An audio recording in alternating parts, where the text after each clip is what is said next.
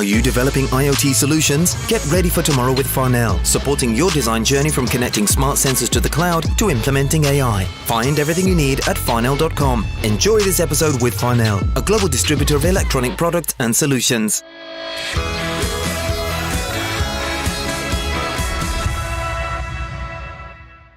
Hello and welcome to the AV Forums podcast for Monday the 27th of June 2022. This year has raced by so far. We're back again for the podcast, and the movies team are back tonight. So if you're watching live at the moment on YouTube, then make sure that you retune back in at 8:30 tonight for Kaz and the movies team. They'll be along. They have competitions and reviews and all sorts, and there's your chance to win the Warriors on Blu-ray. So that's a movies podcast. If you're watching live on YouTube, it's 8:30 tonight. If you listen to the podcast a little bit later in the week or the month, then if it's the audio only version, it'll be part of this podcast that you're listening to now. It'll follow us in about an hour's time. And if you are also watching on AV Forums Podcasts, which is our new channel on YouTube, please go and subscribe, and you can find all the little snippets of the podcasts that we record. They will be available. So little subject matters like Jules' discussions on calibration. If that's what you're interested in, head over to AV Forums Podcasts, and there'll be separate little videos there that you can go and watch, and they're about 5 to 7 minutes long, and you can get straight into the subject. But welcome back. We're here once again with Jules, with Ian, and with Ed. Good evening, guys. Evening. And we've got lots to talk about tonight. So before we get into things and talk about what we've been up to this last 2 weeks, like I say, we've got current competitions coming up, your chance to win some stuff. We've got AV news and hi-fi news, the latest stories. We're going to go through them with Ian and Ed for the hi-fi. We also have a review of the S95B QD-OLED from Samsung. I'm not going to give you the full review tonight because the written review is done. It's in and ready to go. So the full review will come up written wise, and then the video will follow a day or two later. But we will get into it tonight. I'll give you the pros and cons and how I've actually gotten on with the TV. It is a cracking TV, so we will get into that in some detail. Ed's also going to look at the exposure integrated amplifier. It scored 10 out of 10. Find out why it scored 10 out of 10 tonight. We'll get through that, and then of course we're going to head over to Jules. We're going to talk about calibration, and tonight we're talking about contrast. So what is contrast? Why is it important? We're going to find out all about that tonight, and obviously contrast is a major part of what makes up your image, whether SDR or HDR, and it's what governs how good a display actually is the contrast that it's able to give you. So that's all coming up, as well as Ed's album, vinyl, and playlist. And of course, we'll go through what we have been watching on TV as well, and giving you our recommendations of what you can catch up with over the summer if you're like me in this last week and been absolutely suffering with hay fever. It's been the worst year so far for me for a long time. Absolutely knocked me out last week. A few days where my eyes just didn't stop watering, sneezing. It just felt like I had a cold the whole week. And when your head's all bunged up and you can't get sleep at night and all the rest of it, just not a good experience. And I don't know if anybody else out there suffers like we do, or like I do here. Steve used to be bad for it as well. He missed a couple of podcasts last year with it. So I don't know if any of the other guys suffer from it. You had it bad this year? Or... No. We get one response to one specific sort of pine pollen, and not a native pine tree to the UK. Every now and again, I'll walk past one in someone's garden and it's like, ugh! But then, it's a very limited sort of form of incapacitance. Right. So I'm generally all right. Right. Every kind of pollen I'm allergic to. It could be grass pollen, tree pollen, whatever. And it's been particularly bad this year if you're a sufferer. So you've got my sympathy because I've been through it and it's not great. Ed, what have you been up to? Well, I'm afraid, gentlemen. Well, actually, like what you've been saying, this might be an advantage for you. I'm afraid I've cancelled summer. Oh, right. Well, I ordered a pair of prescription sunglasses this morning. And I can't think of a more surefire way to ensure blanket cloud cover and presumably rain to go with it for the rest of, for 2 years. I mean, that's how long the prescription goes for. So we know it's you to blame then? Yes. I just thought I'd get it out there. I'm not going to try and style it out. But no, I've gone a long time without a pair of prescription sunglasses. But a particular brand and model of sunglasses, which for years and years and years you couldn't order with prescription lenses, which defeated the object because it's the lenses that you want. They've obviously decided that given how much they cost, only old people can now afford them. So they now finally do prescription lenses. Right. So I have a fresh prescription. I'm actually wearing a pair of new. I mean, I don't change glasses styles particularly often, but I have actually got new glasses on at the moment. But I have ordered a pair of prescription sunglasses today, and I am excited about it. And I will be the idiot standing around in the drizzle wearing them because I've spent a significant sum of money on the damn things, and I'm going to get my use out of them. Other than that, I have been trying to work. The biggest problem is, like everything else, there are shortages and inconsistencies to supply. So this month I've sat around for periods of time with very little to do. And then in these last sort of 6 days of June, everything showed up at the same time. So it's been a bit chaotic.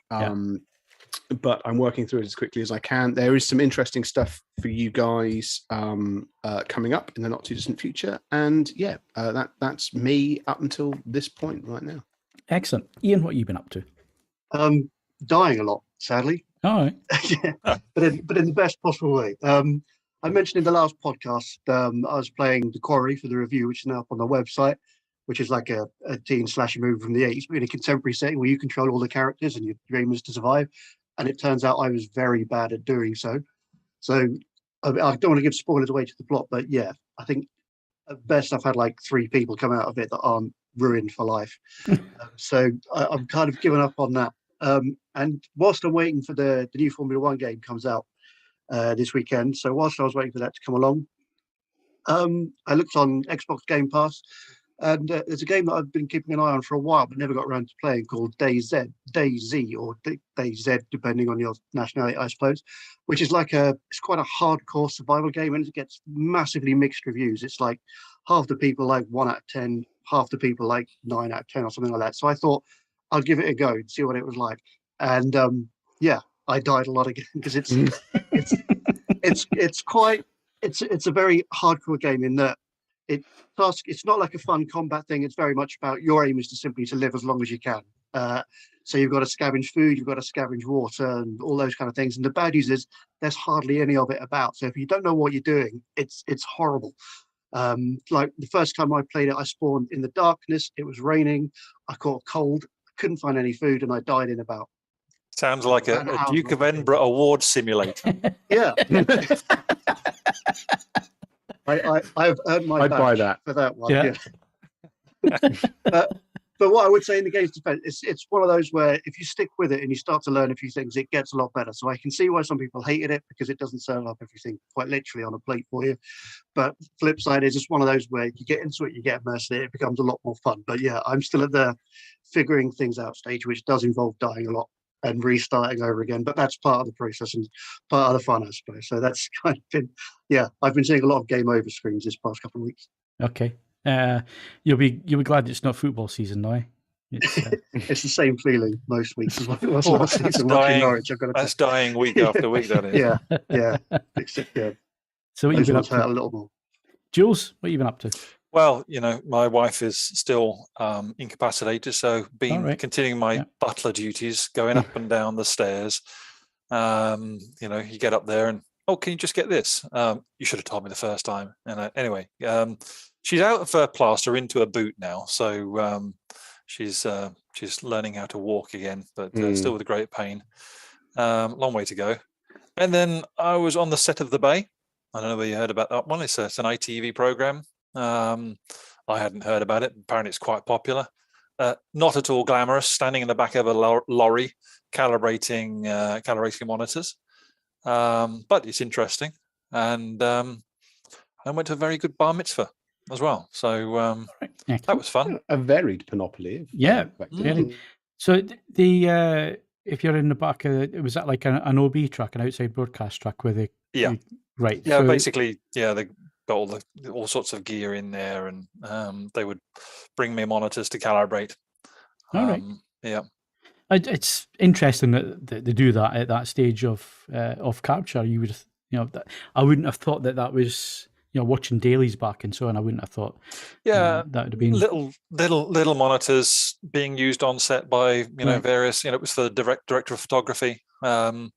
So it just keeps life interesting, doesn't it? Right. So if they are shooting log, because everybody shoots log these days, what does the monitor do? Does it apply a lookup table on top of that to show what it would look like? Basically wanted verifying, are they accurate still? Because a lot of these come with, LUTs out of the box. Yeah.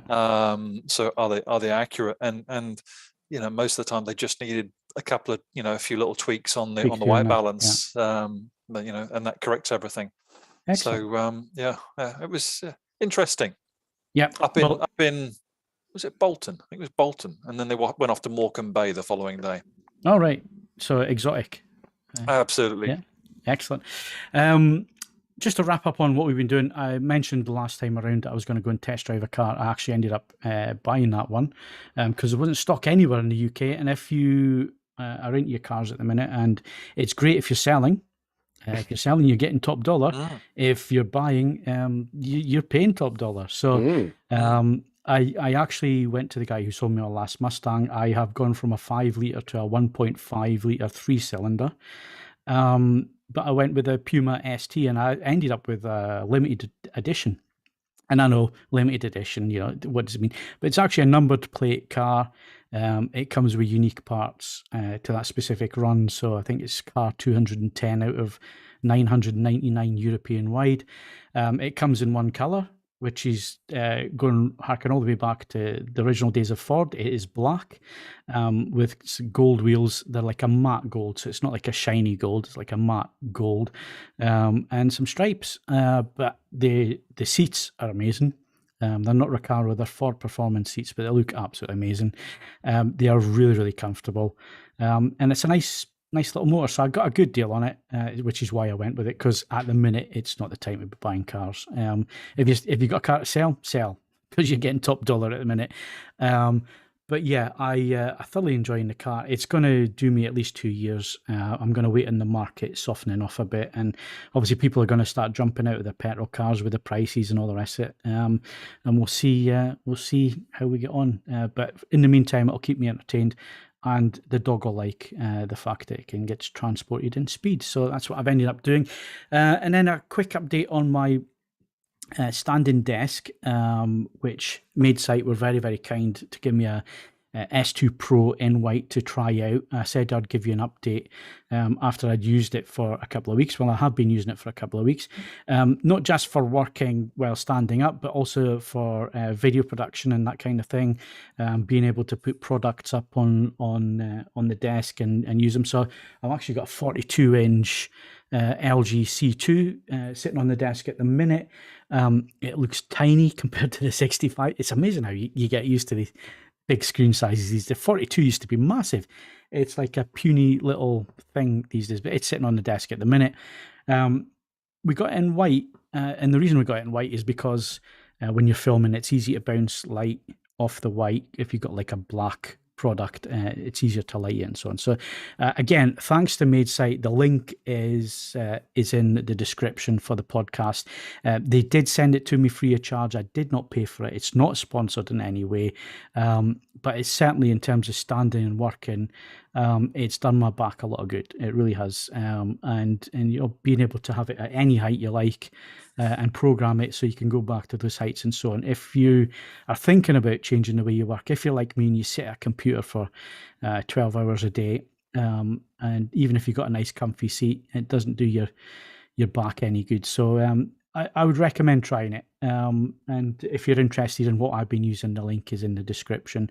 I'm not saying go buy that one. I'm just saying they were kind enough to send it out. It does what it says on the tin, and it's changed the way I've worked, and I'm probably going to stick with it and stick with standing and working. It's a completely different way of doing things. You've got to get used to the fact, and you get used to not leaning on the desk and taking the weight off. You've got to keep standing so you get the benefit. But So far, after 2 weeks, I've noticed a big difference. That's good. Just in my movement and in my back and all the rest of it. So again, thanks to Made Site. It really is appreciated for sending that through for me to try out.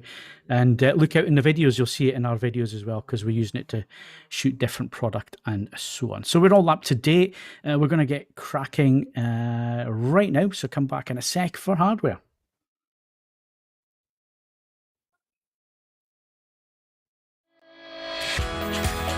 If you'd like to support the AV Forums podcast on a regular basis, then why not become a patron? Head over to patreon.com/AV Forums to sign up. You can also make a one-off donation through the Super Chat or via streamlabs.com/AV Forums.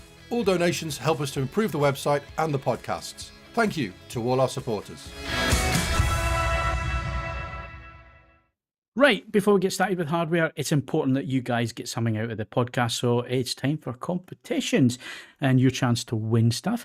I haven't picked my victim yet. I normally do it before we go in here, but we didn't get around to that. So tonight's victim, who's going to be reading out the competitions, is Ian. Congratulations, Ian. Thanks, I'm honoured. Okay, unfortunately, I do actually have the window open this time, rather than the first time you asked me, and I had completely unprepared for it. But yeah, current competitions. There's a couple on the go at the moment by the looks of things. First of all, you can win one of 3 £100 gift cards for Braun Audio, which I assume they're to spend on their website, www.braun-audio.com. So one of 3 £100 gift cards on offer there.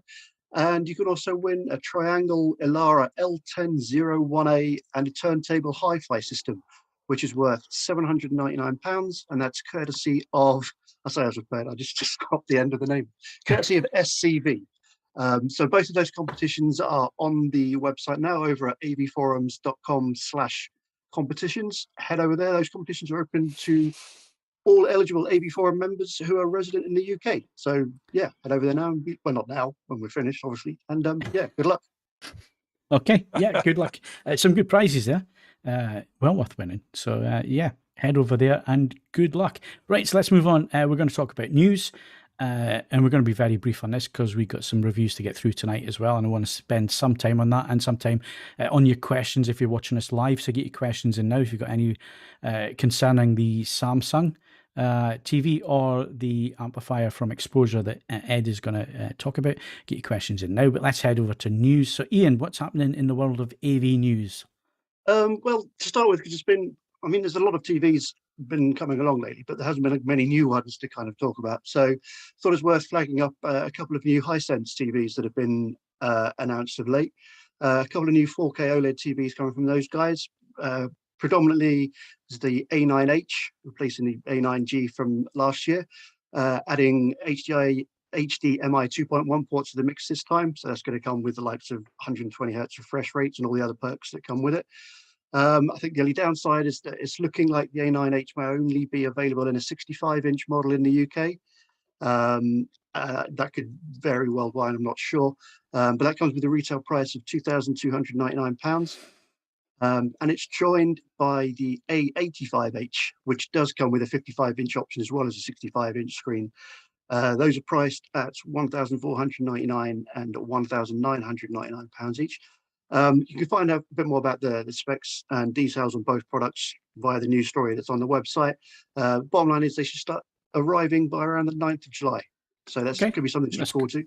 Quite specific. I'm sure we'll get them in for review.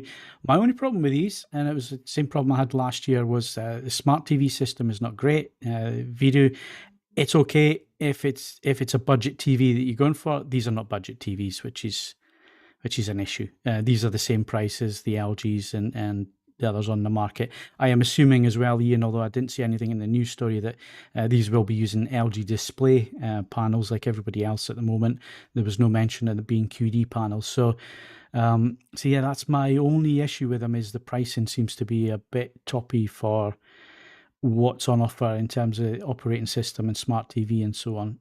So yeah, it'll be interesting to see those when they get them in for review. Certainly on the A9G that I looked at last year, there were some issues with video processing and so on. So hopefully they've managed to get on top of that. And calibration-wise, Jules, the CMS and white balance controls did nothing. Oh, God. That's not ideal.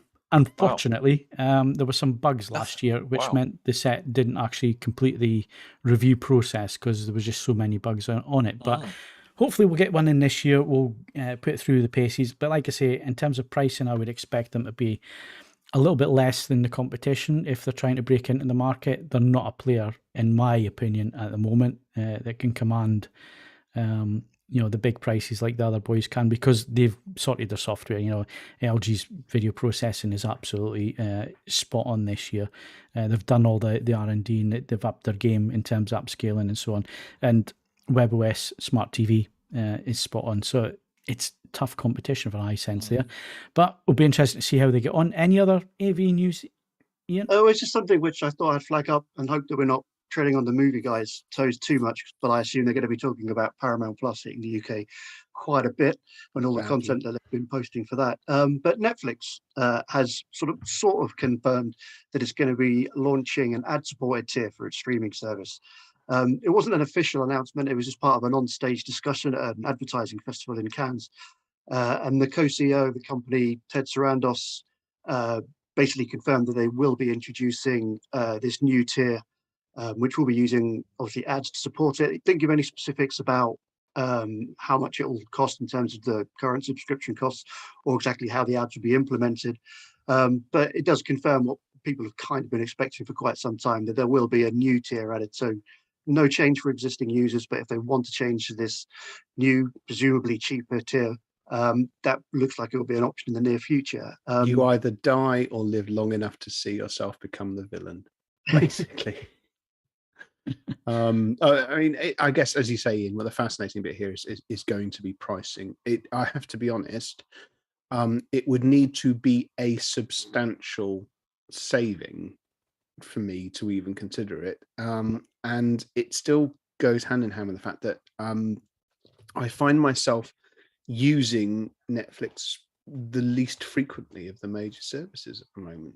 And it would be a case that it's not a sum of money that's so drastically catastrophic that I'd go, oh, I'll save a bit of it and keep going at it. But I don't know, other people's mileage may vary. It just strikes me as a bit, well, I don't know, it doesn't make a huge what I'd like to see is, I'm paying 16 quid now for it because I've got the full tier 4K Ultra HD service, but it's like 4 or 5 different displays that you can have listed to it. So at the same time, I don't use that. What use is that to me? So I would like to see different tiers for 4K.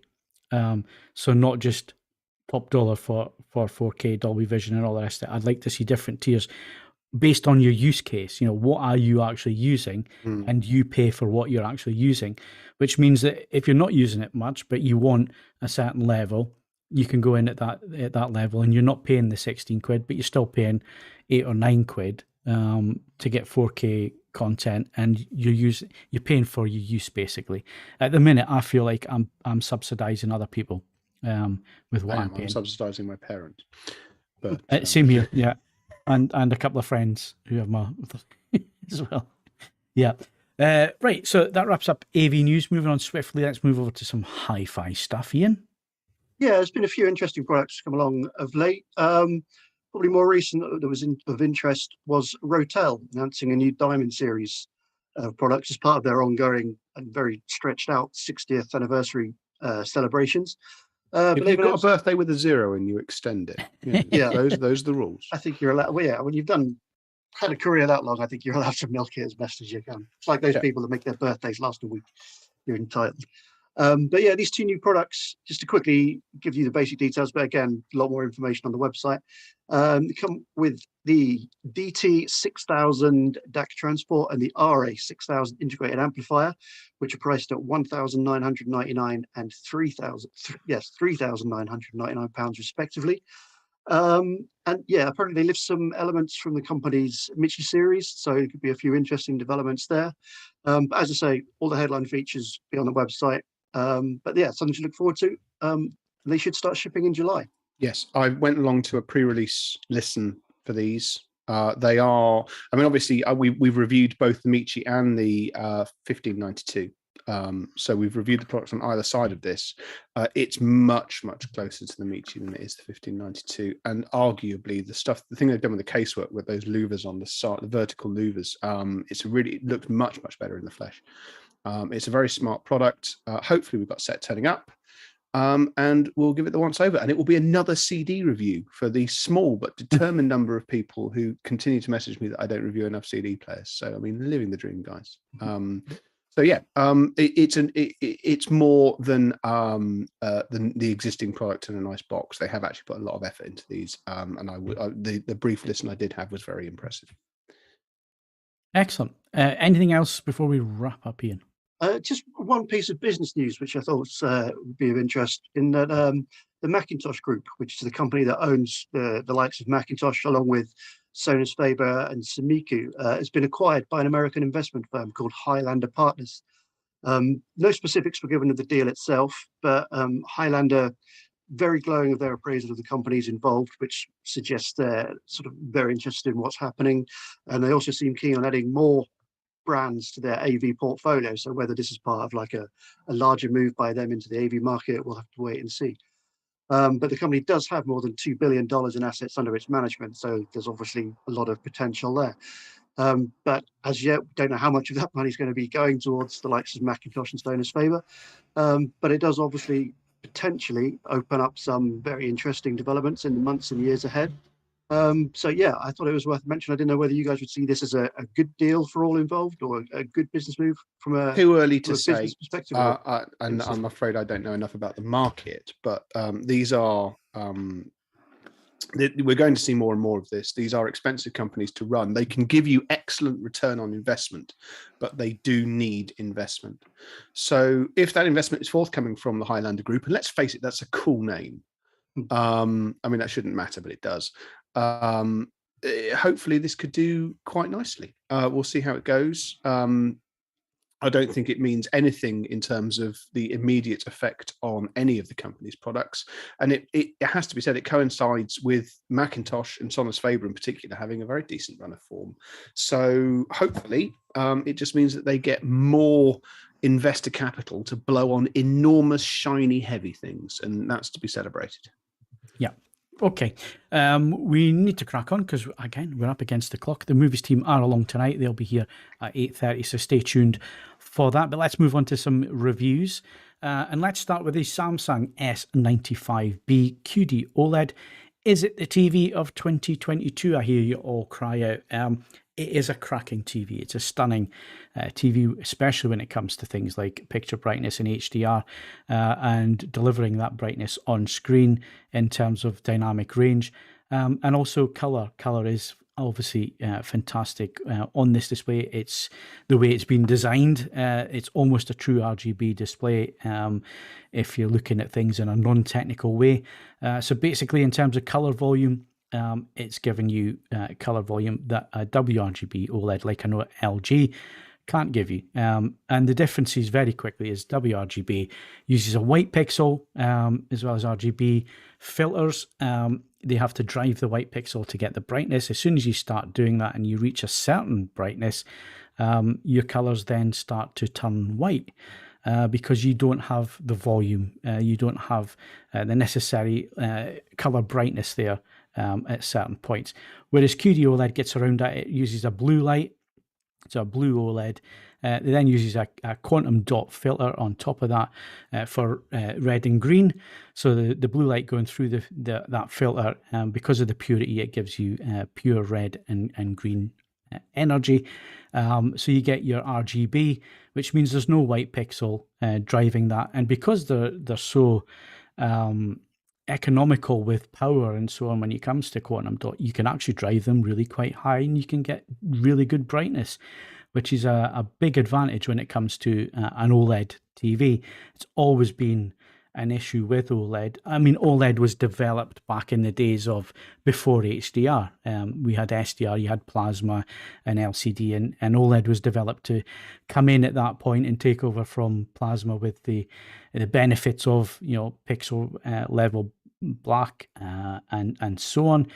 And then HDR and 4K came along. I mean, plasma finish because it wasn't cost effective to make 4K panels with plasma technology, which is where OLED was going to step in. But then HDR really pushed the technology and almost killed OLED technology because of the brightness that was required. So that's why the original OLED TV from Samsung, I'm trying to remember the name of it now.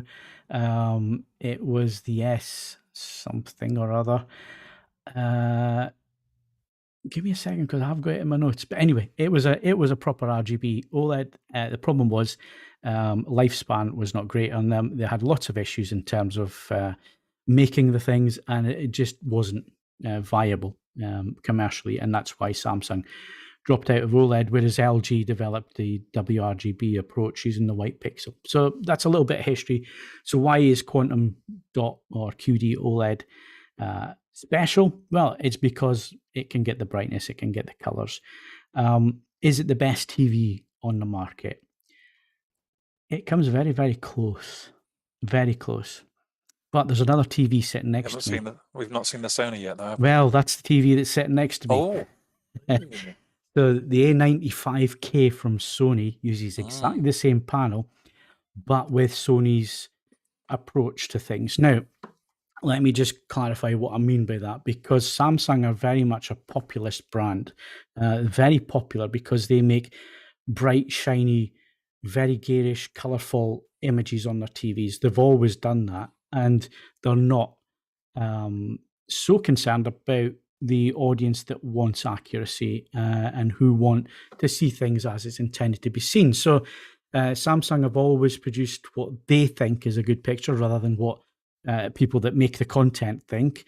And there's always been that clash. But it's been very, very popular, their approach, with the wider public who maybe don't understand what it is that they're seeing. They just see bright colours and a nice, bright image and think that is what the TV is supposed to show them rather than accuracy. So in terms of accuracy, the S95B is fairly accurate now. It's had the 12.11 firmware added. It started off at 12.04, which is when we bought the TV, and Vincent HDTV Test flagged up that he thought the TV was being a little bit misleading if he used the non-industry standard window sizes to measure. We were able to verify that was the case. We used 8% windows, and the TV in filmmaker mode did not track correctly. But if you used the industry standard window, it did track correctly. And again, I'm going quickly over this. We'll get into more detail in the actual written review. But this firmware has corrected that in filmmaker mode. I've fully tested it with different window sizes. It now measures and it now tracks correctly in HDR the way it should do to the ST2084 standard, which it should do in terms of the correct response for HDR content. Now, let's get back to this. Is it the best TV out there?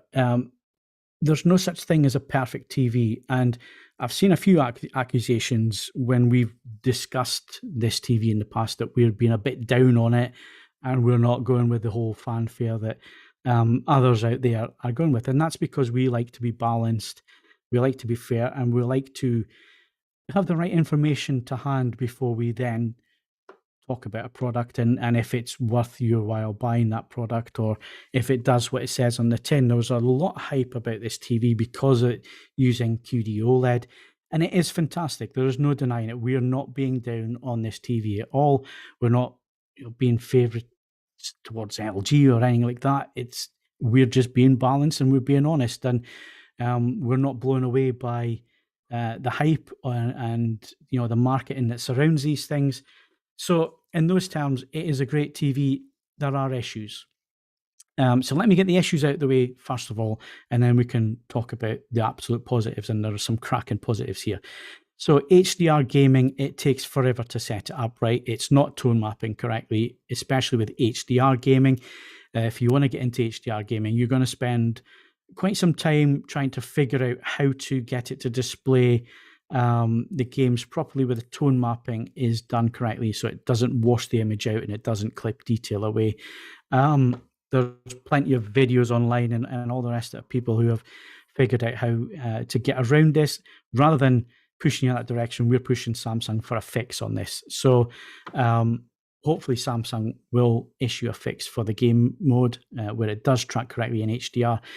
So you can do HDIG games and it will do the correct clip point. So then the game can tone map correctly and the console can tone map it. At the minute, the TV's trying to dynamically tone map, the console's tone map, and it's a mess. And you're having to pick one or the other. So the advice at the minute is to manage this is try and set the settings within the console for 1000 nits and then let the TV tone map, because dynamically tone mapping, you can't switch it off. It's one of the things that Samsung do, and they don't give you any access to actually bypass the dynamic tone mapping, which other manufacturers do. Panasonic have a professional mode where you can go in and tell the TV you just want it to clip naturally at its clip point, and then the other source can then, whatever you're using, can then tone map. So that's an issue. And again, it's overly bright. The tone mapping is there. It doesn't follow the 2884 standard. It's too bright. Color gamut auto setting. You would think, Jules, that if you set the color gamut to auto, it'll read the metadata of the content and will set the gamut size correctly. So if it's mastered at 2020 coordinates, it would set that correctly. If it's mastered at DCI P3, it would automatically set that. It doesn't. So it's not picking it up. It's not picking it up. It's not actually switching to the desired gamut size in terms of how the content was mastered. So again, that's an issue. It's something that Samsung can fix, hopefully with firmware. Although don't go buying a set assuming that it will be fixed, because we've seen in the past that sometimes what seems like an easy fix hasn't been fixed. So again, fingers crossed that's something that they can look at. So in terms of picture quality, it's now accurate in filmmaker mode, but only in filmmaker mode if you want to watch movies and TV content as it was mastered and intended to be seen. The positives, it's a stunning HDR image. And I know Jules will pick up on this straight away because you've seen the master monitors in the studios and what those monitors are capable of doing. Now, they are £30,000, £40,000 to buy because they have to do that 24 hours a day, 365 days a year in a professional environment. That's why they cost that much. The Samsung can do that. It can show up to 1,000 nits quite easily. There is still dynamic tone mapping going on behind the scenes, which is, it's not great because if you can hit 1,000 nits, you shouldn't need to do really any tone mapping. So, but again, Samsung want to add their flavor to the image, and it is still there. But in terms of when you put it side by side with the C2 and the G2, there is that little bit extra headroom there. You can see there's that little bit extra headroom. Things like the sun behind the clouds and so on, there's more detail there. It's more pronounced. It's that little bit brighter than the LG sitting next to it. Another downside is black levels. Now, black levels in a dim room when you're watching, not a problem. Same as the LG sitting next to it. Add some ambient light into the room, like behind it. Now, this is something that I've mentioned before. There's no polarizing filter on the S95B with the way that the panel's made up that there is on the LG. And the LG looks black and inky black behind me there. Whereas the Samsung has a light grey finish, almost like an old plasma would. When you switch the plasma off, you could see that the panel looked a light grey. Now, when there is light in the room and light hitting the screen, it does affect the black level slightly. So again, positioning of the panel is really important. We're not having a downer on this. It's the way the panel's made up. Just be aware you're going to have to make some compromises if you're using it in a bright room, whereas the LG screens and the Panasonic screens don't have that issue. 4 HDMI 2.1 inputs, 48 gigabits per second. The 4K HDR sources look amazing. There are a few issues with the upscaling. The video processing is not industry leading. It is Samsung processing, which means there is quite a bit of edge enhancement going on, a little bit of backdoor noise reduction going on that can take a little bit of fine detail away. Feed it a high quality source, those issues are not that bad. Although some scenes where you've got a lot of detail, a lot of lines and so on, they can look a little bit over sharpened, which I think a lot of people are not going to worry about whatsoever. It's only going to be, the purists that are going to be worried about that. But yes, it can look just a little bit unnaturally over sharpened if you've got a bit of a purist eye to you. Otherwise, I think people are they're gonna really like the picture quality. Gaming wise, like I say, they need to sort out the game stuff, because the game bar is really, really nice. It's a really nice feature. LG have got something similar on their sets, where you can switch VRR on and off. You can manipulate the image how you want to do it. You can select how much input lag you want, from fast, faster, and fastest. In terms of what you're doing, you can add some interpolation on top of that without pushing the input lag higher than 20 milliseconds, which is great. If that's the kind of thing that you want to do, you want to take a little bit of judder or a little bit of smearing out of there, you can do that.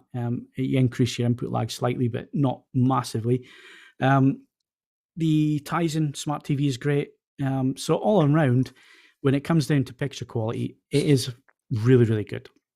But it's not perfect.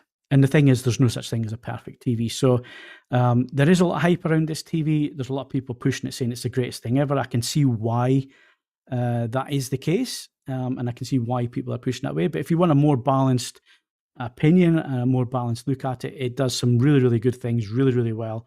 But as always with these things, it's about how you're going to use the TV, what you want to get out of the TV, and which one is going to suit your needs. And this is why I come back around to the Sony. If you are like myself and Jules and you're after accuracy, state-of-the-art video processing, good motion, and so on, the Sony is just that little step up.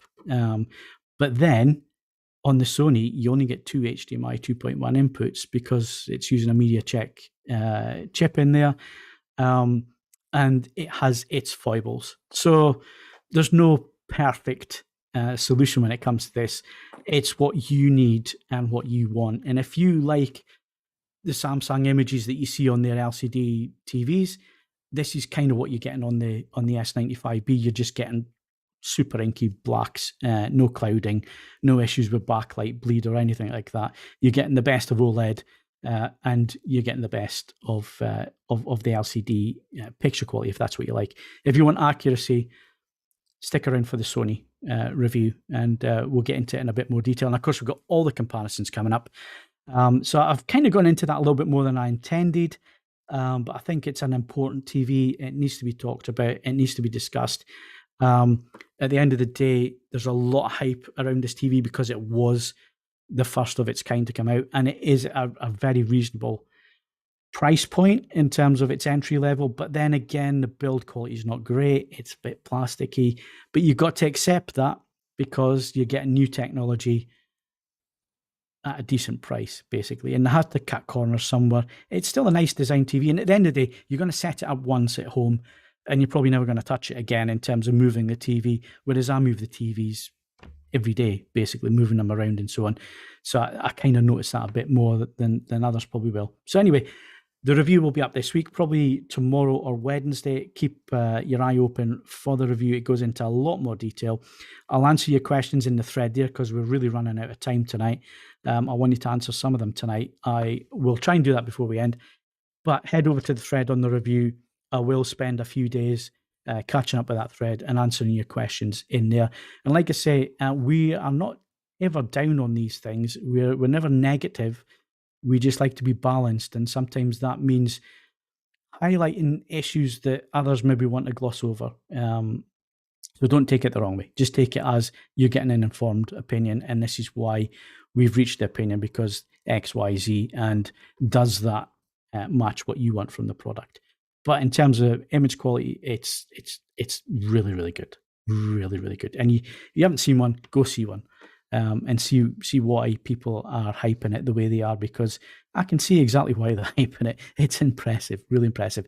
All the details in the review. Right, Ed, sorry to do this to you, but we're going to move on to the exposure. The review's already up there, so why don't you give us the highlights package? I'm not going to give you the highlights package. It's all in the review. The only thing I'm going to say as an adjunct to the review hasn't actually been brought up in the thread yet, which has surprised me. This amplifier doesn't do half as much as many of the other amplifiers that we've looked at over the last 2 years. And it is an object lesson in what happens when you do that. It is just an amplifier. It amplifies things, and actually not a huge amount of, I mean, the casework is well made, but it's still fairly prosaic. The reason why this amplifier is got the result that it has is because nothing has been wasted on bits that aren't amplifier. It is staggeringly good because it only does one thing. And that's, whether I end up having to think about having to split amplifier categories into smart amplifiers and amplifiers, I don't know. But the long and the short of it is, if you already have source equipment or you can budget for source equipment, this is just a very, very eloquent reminder that if you just focus on buying separates that are old school and do one thing, the result is usually spectacular. I mean, this is an absolutely fabulous product. The review's up. I'll do my best to answer questions. I know there are loads of questions in the Riga Illicit thread as well, which I will do my best to try and work through tomorrow as well. But yeah, this is what happens when you just buy a product that does one thing. Don't diversify when you don't have to. All the other stuff's in the review. Any questions, stick to things in the thread. And it is appreciated that you're answering those questions. Thank you very much for keeping that up to date. Like I say, questions this evening, if you're watching us live, we'll try and get around to a couple of those. Martin Gillespie has raised a little bit of feedback saying that the old system was a little bit better with weekly podcasts and what we're doing here. So yeah, put that in the podcast feedback forum. We are interested in your views. It comes down to people's time and who can fit in at what time and all the rest of it. There's lots of behind the scenes stuff that have to slot into position for the podcast to happen. But if the demand is there and you guys want us to do things a certain way, let us know in the feedback. We'll discuss them internally. We'll see if they can work, and if they work, we'll give them a go. We're always open to that feedback. So thank you, Martin, for your feedback. Please go post that in the forum, and we'll get around to answering that a little bit later on. And again, if your question hasn't been answered tonight, either email it to podcast@avforums.com or shove it in the thread underneath this podcast at AV Forums. You'll find the podcast forum right at the bottom of the forum list. It's just above the feedback forum. Click in there, find the episode, and then add your comments. And myself and the other guys, when we've got time to dip in there and have a look, we will answer your questions when we've got the time to do that. We do make an effort to try and do that a couple of times a week. Right, let's move on to our calibration subject. It's going to be short, but it is just a really important thing that doesn't need that much explaining. So what is contrast, Jules, and why is it important? Contrast is such a fundamental aspect of picture quality. It is the difference between your darkest black and your brightest white. If you like, comparing it to a piano keyboard, it is how many octaves you've got to play on. Yeah. So if you have a limited contrast range, you've got a limited number of octaves. Basically, you can't play as much of a tune. So the deepest blacks, the brightest whites, but it comes with caveats, because what you don't want to do when you're setting your brightest whites is clip any of the detail away from that. By which means you look at snow scenes or clouds. If you push your contrast control, which is your white control, too high, you will lose information, you lose detail in those brighter parts of the image. And conversely, if you go the other way on your ironically named brightness control, which should be actually your black level control, if you push it one way or the other, you could end up crushing shadow detail. You're not actually getting better blacks at all. And on the other hand, you could end up in terms of trying to, you might end up push shadow detail too much that you actually raise your black floor and reduce your contrast at the same time. Those are set by Pluge patterns, both black and white. And so you can actually find those on lots of setup discs. You can set your own. You can just check it on your own TV, your own projector, get a setup disc like Spears and Munsell, set up your black level and your white level correctly, and you'll have maximized your contrast. And you're going to get a much better picture. Yeah, and it's an important. What's the easiest way of doing this in the quickest way? It's more important with LED LCD displays than OLED displays in terms of your overall contrast. When you're talking about how many steps you have there, Jules, LCD LED has always been a little bit restricted in what it can actually do in terms of contrast, compared to what an OLED can do. So maybe just quickly explain the reason as to why. Well, yeah, because OLED is a self-emissive display technology, so you can actually literally turn every single pixel off you want to, and you'll get 0.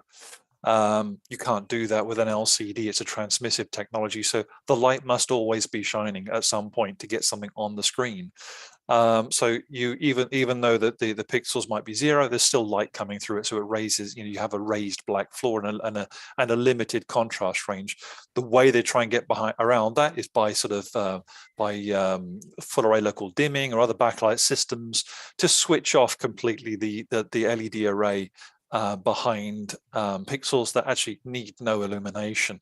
The problem with that is that you can't have as many LED LED zones as there are pixels on an OLED. So you will end up with some very good very good black levels, some excellent black levels, but also you have what we have haloing or blooming around objects where you need that array or that zone switched on, so you get that haloing effect as well. So it's more of a struggle on an LCD based display to achieve that. There are also two different ways, or at least two different ways of measuring contrast, where you can have your native on-off contrast, where you put a black field up, you measure that, and your white, you measure that, and that's the difference between the two is your contrast, or ANSI contrast, which is done by measuring a checkerboard pattern, which some manufacturers say is a more realistic method of contrast measurement, because you never watch a completely black screen or a completely white screen. So it's measuring the effect of mixed content, which is pretty much what we watch most of the time. Yeah. So that's display technology in terms of TVs, but of course projectors are another area where contrast can be a killer. So very briefly, Jules, what should people be looking out for when it comes to projectors and maximizing their contrast so they get the best out of their image? Well, it's a reflective technology, isn't it? It's that the light's bouncing off the screen. So you can have the best projector in the world, but if your room is reflective, it's going to bounce that light straight back off the walls, back onto the screen, and you're going to kill your black level. So you've then killed your contrast. And as the light or the intensity of what you're watching is increasing, so the light exponentially increases within the room, ends up back on the screen again. There are things you can do about that. You can get ALR screens, ambient light rejecting screens, which will help to maintain that black floor. They usually have some sort of grey base to them, but at the same time, you're also losing off the top end too. However, we are more susceptible to black level than we are to white level in terms of the human visual system. So that must always be borne in mind as well. Yeah. Again, we've been a bit brief this evening, but we've got the points across there. So thank you once again. Jules, again, if you've got questions when it comes to calibration or making up a decent image and what is important, then send your questions in podcast@avforums.com or shove your questions into the podcast thread. Ed, in terms of music, there's been a big festival on this weekend, but you've gone so I'm told. Completely the other way, and you're going to tell us what the album, the vinyl, and the playlist of the week is. Well, I do hope you watched some of the Glastonbury. I did, and it was some of the headline stuff was splendid, but there were some other quite surprising turns as well. All respect. I mean, Paul McCartney is a living legend, but the Pet Shop Boys were the performance of the thing. I'm sorry, they just were.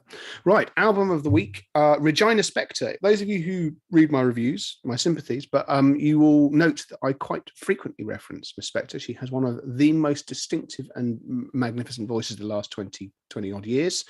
It's been a number of years since she's released an album. Home Before and After came out on Friday, and it's very, very good. It ruminates on lockdown and other things that affected us all. She's a great songwriter. She's imaginative. She is able to work to her own strengths. She's a phenomenal musician as well. I really like this album. I think it's clever. I think it's enjoyable. It doesn't just sort of browbeat you into feeling it's worthy. It's a genuinely entertaining thing, and I've thoroughly enjoyed it. It is on all major streaming services, naturally. And then vinyl release of the month. There's an asterisk next to of the month or of the podcast. If you order this now, you aren't going to see it until much later this year, because the vinyl market is a mess. Lots of things have distorted it. That's a conversation for another time. Narina Palo has been releasing material for some years now. I Don't Know What I'm Doing, which is a particularly honest album title, I feel. Is 2 weeks old. It was released the Friday before. I think it's a great listen. one of the reasons that this is going to take a bit of a while to turn up on vinyl is that this is being done by the plant that Miss Paolo is a fan of. She is actually a keen and regular user of vinyl herself. She cares about these things. This will sound very good on analog because she cares. So I enjoy the album. Again, it's on all major streaming services. But if you are fancying a spot of analog, it comes in a nice green color, and it will be good because the people behind it, it's more than a by the numbers exercise, and it is in relatively limited quantities as well. So get a shift on. So playlist, I went to Deezer because I always do Qobuz or Tidal. Deezer have an acid jazz podcast playlist. Now I want to warn you, trigger warning, it's got a picture of Jamiroquai on it, which, you know, can't be helped, but there's lots of things that aren't Jamiroquai on it. Acid jazz is a guilty pleasure thing for me, but there are some absolute bangers on that. I really enjoyed it. It's well worth a listen. If you want the link, I can drop it out of Deezer and have it available, so you can then insert it into the streaming service of your choice. But yeah, it passes 3 hours and 54 minutes in a thoroughly enjoyable and thoroughly groovy way. So those are my recommendations for the podcast. Excellent. What have you been watching on the TV, Ed? Other than the obvious things, because I'm sure that, you know, Kenobi and the rest of it will be done to death, I have really been enjoying Sherwood on BBC One. I think that's bloody marvellous. Two episodes in. I think there's 2 I haven't seen so far. Is it 4 episodes or more? I don't know, actually. I'm a bit behind myself. I'm two behind at the minute, so I'm going to catch up. But yes, I'll agree with you there. It is very good. Yeah, so that's good. I mean, I enjoyed Kenobi. I mean, obviously, once again, as I said last podcast, it represents the limits of the fact that when you have to keep characters alive for other things that happen in the future, there are limits to what you can do with them. But nevertheless, you know, it helps. Ewan McGregor can act. This is a big step forward in these things, in the same way that Pedro Pascal could act. Yeah. So it can act, rather. So this sort of just, it lifted it. I enjoyed it. Do I think it's a vintage piece of television? No. I've still got the last 2 episodes to watch on that. I'm only 4 in on that one. So, I believe it picks up from here. So I shall give that a go. Jules, what have you been watching? I've been watching Stranger Things, which is really good. Yeah. Really, it's really good. It feels a bit like how the Harry Potter series got darker as the kids got older. And obviously these kids have got older and it is darker. Yeah, well, they're in their 30s now, aren't they? Yeah, well, they're certainly well, visibly they're out of their teens, but not I don't think in the narrative. But that's really good. Kate Bush has shot to fame again. You know, she's top of the album, top of the charts, isn't she? As a result of it, running up that hill, which I was listening to her on Woman's Hour the other day, as you do. Yeah, she said that's not her preferred title for that track. It's A Deal with God is her preferred title. So, which was interesting. She doesn't. I'd have just snapped back that I prefer the Placebo cover. I stand by that. And you know, we'll call it what we like. But you know, that's just me. Excellent. Ian, you got anything to recommend? Not really, because I've just been doing what Jules has been doing, catching up on Stranger Things. Also caught up to speed with The Boys as well, which has been good fun. Just now working away, rewatching the 2nd season of The Umbrella Academy so I can catch the 3rd series, which is now launched. So yeah, it's just catching up on a lot of good stuff that I've kind of got behind on, with Better Call Saul still on my to-do list, but I'm waiting till all the episodes have dropped, so I can watch that all in one go. Yeah. Well, one go. Okay. Well, like I say, I've got 2 episodes of Kenobi. I've been watching that Sherwood, and I'm going to start Stranger Things at some point. My intention is to do that. It's just finding the time. The one thing that I am disappointed with is Top Gear. It was very good last season. This one, it's kind of stalled. It's almost like they've reached that plateau where they're now running out of ideas and doing silly films again. And there hasn't been any nice films about the motor industry like there normally is. You know, you normally have something about Le Mans, or you'll have something about a manufacturer or whatever, and I haven't had any of that. It's just been silliness and very few car reviews, so disappointed with that. But yeah, I think we've kind of reached our point where we need to say goodnight. We have come to the end of the podcast. Don't forget the movies podcast is coming up a little bit later on, and future podcasts. It is every 2 weeks. Well, it's not every 2 weeks. It's the second and fourth Mondays of the month. So the second and fourth Mondays of the month. The next podcast is the 11th of July. We'll have a couple of special guests on that episode as well to discuss stands. So equipment stands, what you place your equipment on, especially your TVs and so on. We'll have a couple of guests in to discuss that. And what do you do with your equipment? Get your questions in, get your suggestions in, and we'll put them to the guys who are coming in from AVF Group to discuss that. So that'll be on the next podcast on the 11th of July. But my thanks to Ian, Jules, and Ed. Thank you very much, guys. And coming up next is the Movies Podcast. And if you enjoyed this podcast, then please give us a like and subscribe to the channel. Plus, hit the notification bell if you want to be informed of other videos that we do publish. You can also follow us on Twitter and Facebook, bookmark avforums.com for latest reviews, news, and videos. And of course, you can leave us a 5-star rating on any of the services that you use. If they allow that, then please do leave us a rating. I'm Phil Hinton. Thank you very much for watching and listening. And please join Kaz and the guys for the Movies Podcast at 8:30. Good night.